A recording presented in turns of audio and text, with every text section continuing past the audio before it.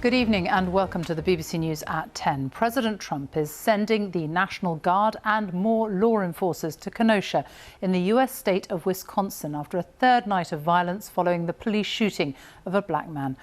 Last night, 2 people were killed when protesters clashed with armed men who were guarding a car dealership. Tonight, a teenager has been charged with murder. People have defied curfews in the city to protest after Jacob Blake was shot 7 times in the back by police on Sunday.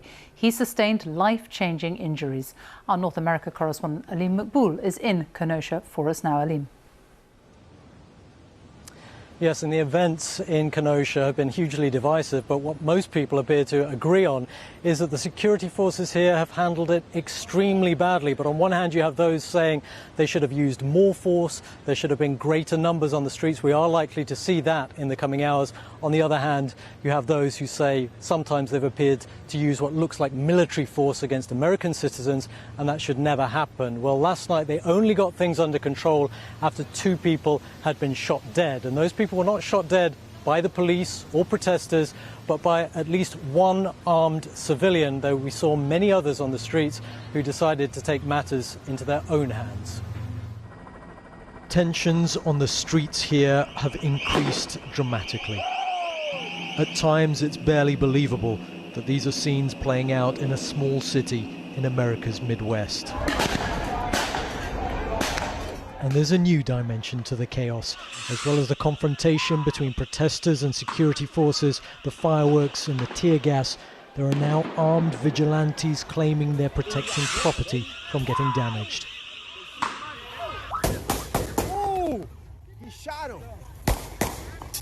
Mobile phone footage appears to catch the moment someone with a rifle Shot him, man. fires on protesters. He laid him out, you guys. It later zooms in on someone lying motionless on the ground as others run to help. Another distressing video appears to show a similar incident. Again, a protester is gunned down. 2 people were killed and a third seen here was injured by gunshots. Someone who appeared to be armed was later seen walking with his hands up towards police. A 17-year-old has now been charged with first-degree murder. But many here, including local officials, defend the vigilantes. For those who want to protect their livelihood, that is their right. It's something that every American is guaranteed. So. Even if it could lead to the loss of life. And obviously, any responsible gun owner, myself included, I own firearms as well. None of us have the goal of taking a life. It's a reflection of the starkly polarized way in which different Americans are viewing what's going on here. Some see young people tired of police killings making their voice heard. Others just see wanton destruction. Protesting, peacefully protesting, that's fine, go for it, peacefully protest. But don't burn down buildings, don't break windows, and don't mess up other people's stuff. Looting, burning, unfortunately, is part of it. How do you compare brick and mortar to life? But this did all start when 29-year-old Jacob Blake was shot in the back several times by police in front of his children. His family confirmed he's been paralyzed from the waist down. They shot my son 7 times. 7 times. Like he didn't matter. But my son matters. If Jacob knew what was going on as far as that goes, the violence and the destruction, he would be very unpleased. A mother's hopes of calm and of healing have as yet been far from realized. And there's no telling where this goes and how dangerous things get now. Aleem Maqbool, BBC News in Kenosha, Wisconsin. As the protests continue in Wisconsin, the US First Lady has stepped in and made a plea for racial unity.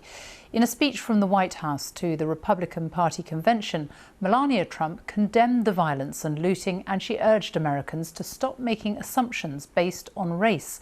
Here's our North America editor, John Sopel.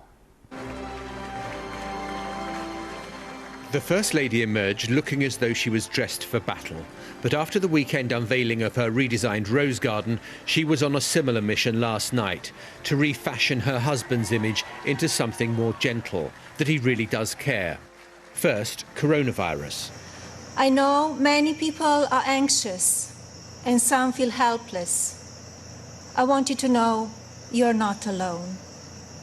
My husband's administration will not stop fighting until there is an effective treatment or vaccine available to everyone. And then the most controversial issue of all, tearing at the fabric of America, race. I also ask people to stop the violence and looting being done in the name of justice, and never make assumptions based on the color of a person's skin. There's a concerted effort going on to broaden Donald Trump's appeal. He needs to win back college-educated women, independents, the suburbs. And so there was a video last night showing how well he works with senior women, how the administration is in no way racist. And the props of reality TV, the power of the presidency, were put to partisan use, pardoning a former bank robber who's now involved in charity work. Raise your right hand and repeat after me. And a naturalization ceremony was held while this party event was going on, to welcome new American citizens from around the world. A far cry, perhaps, from the tough anti-immigration policies on asylum and the granting of visas that have been the hallmark of his presidency.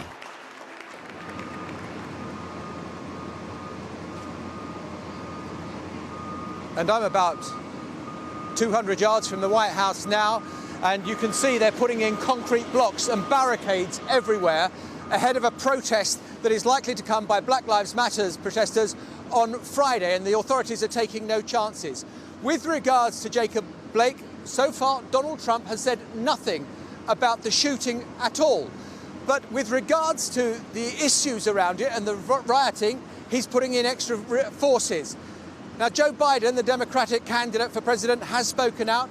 He has condemned the shooting of the man, but he's also condemned the rioting and the lawlessness that has taken place. John Sopel, thank you.